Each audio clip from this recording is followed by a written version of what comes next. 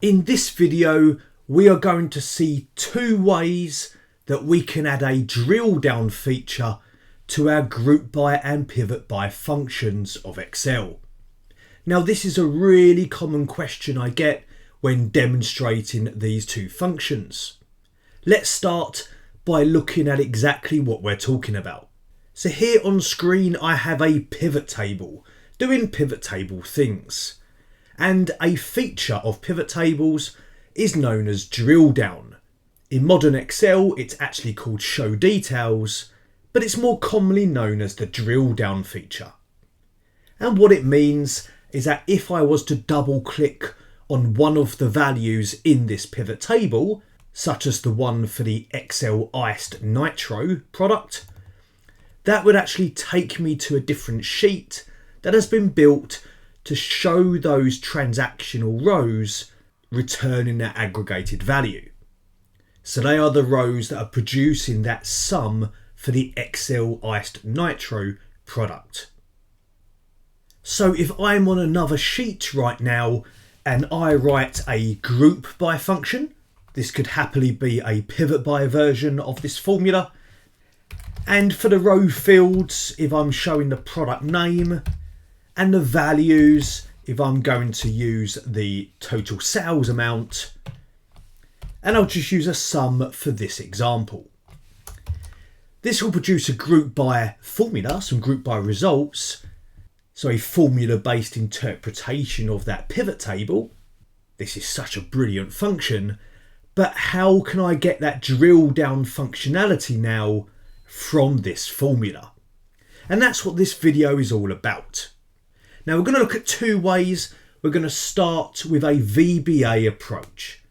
That is definitely the more straightforward approach, but using VBA does come with some limitations, such as the security aspect of it, where some businesses will put a stop to VBA procedures, and also its operation in cloud-based environments.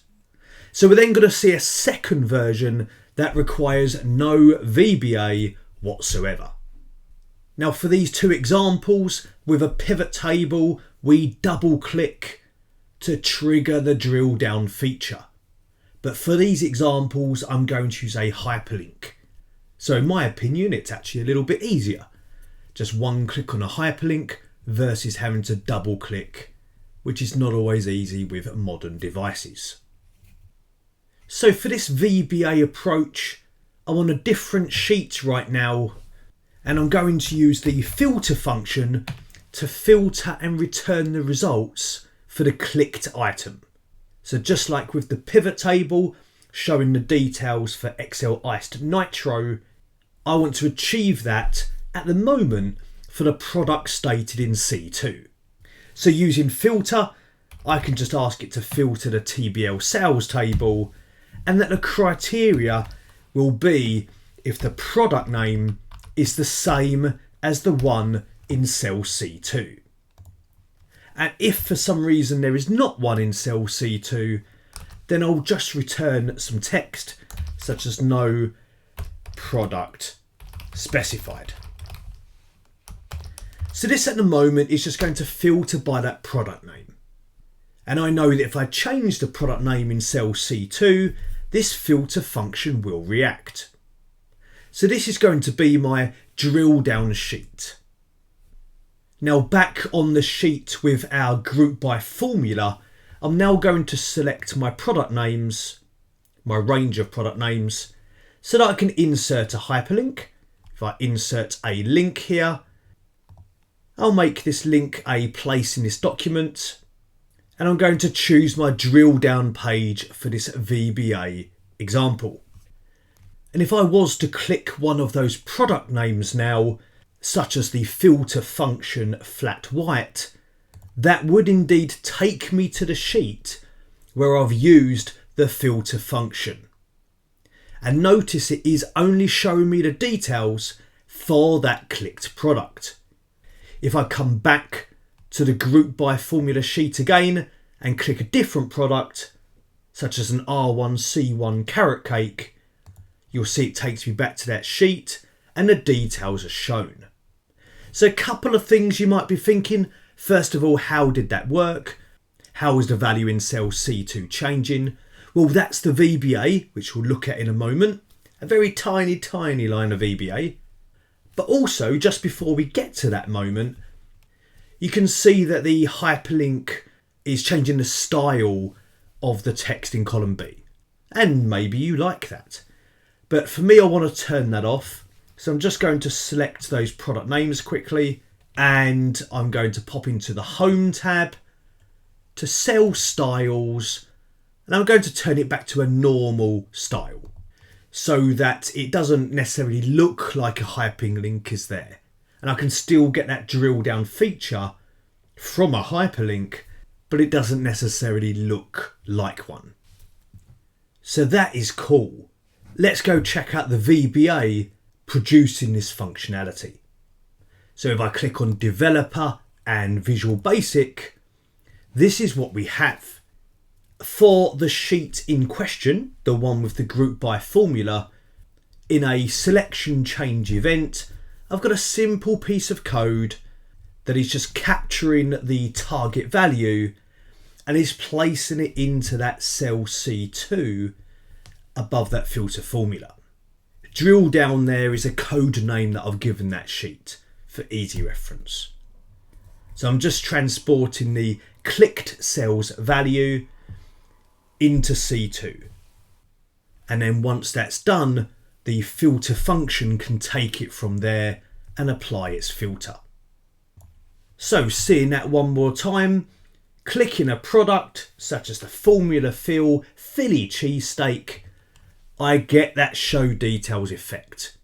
Very simple to create and just a small piece of VBA. But how about a non-VBA solution?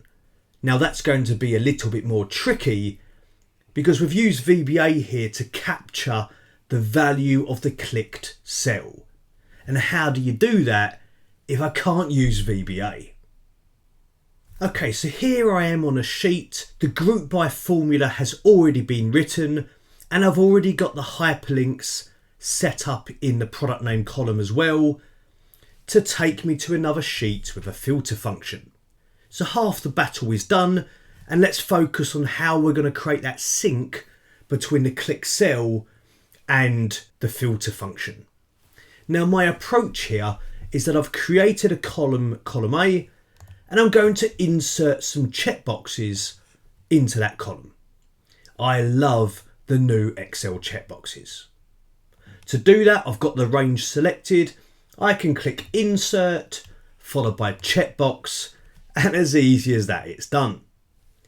If you're new to these checkboxes, notice in the formula bar, they currently have the value of false because they're unchecked.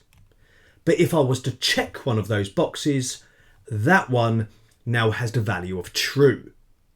So I know that the formula fill Philly cheesesteak is the one that I'd like to see the details for. Now at the moment there is the potential that somebody could tick more than one box, and maybe you like that because that could be pretty cool. We could show the details for multiple objects, which immediately is something beyond the standard show details would work. That's pretty cool. But right now I'm going to work on the idea that I don't want that behaviour, and I'm trying to directly imitate the show details of pivot tables. And I don't want somebody checking a second box. So what I'm going to do is select the range of checkboxes and create a data validation rule to stop that behaviour. So if I click on data and then data validation, and I'm going to set up a rule that uses a custom formula, and in that custom formula I'm just going to paste in a formula I've prepared which uses a sum function to sum the values in that show details range. There's a little +0 in there to convert the true false values into ones and zeros, and then just summing up the ones would tell me how many checkboxes there are. I've then said that it must be less than or equal to the value of 1. There cannot be more than one checkbox checked. So if I click OK, if I try and check another box, it will not allow me to do that. If I uncheck a box, I then can check another box. But whilst there's one checked, data validation is stopping the checking of further boxes. Pretty cool, eh?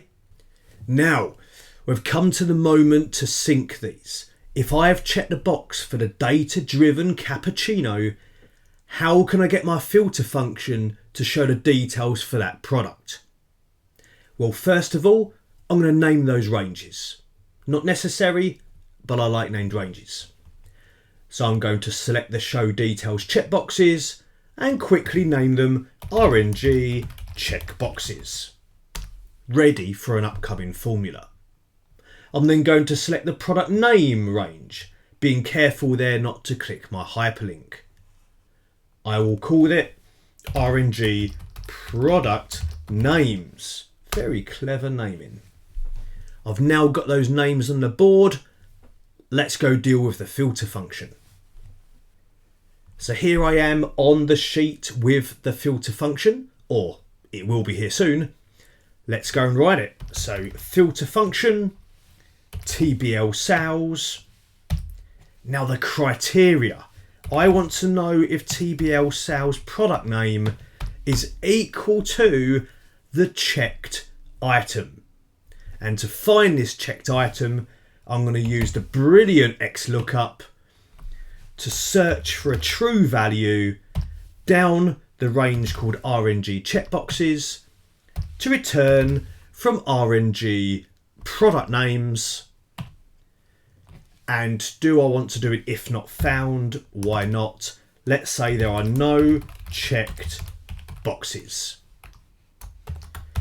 So with that filter function in play, I'm missing a closed bracket actually for the XLOOKUP function there, which I want in here, because I actually want that no checked boxes to be in the filter function argument.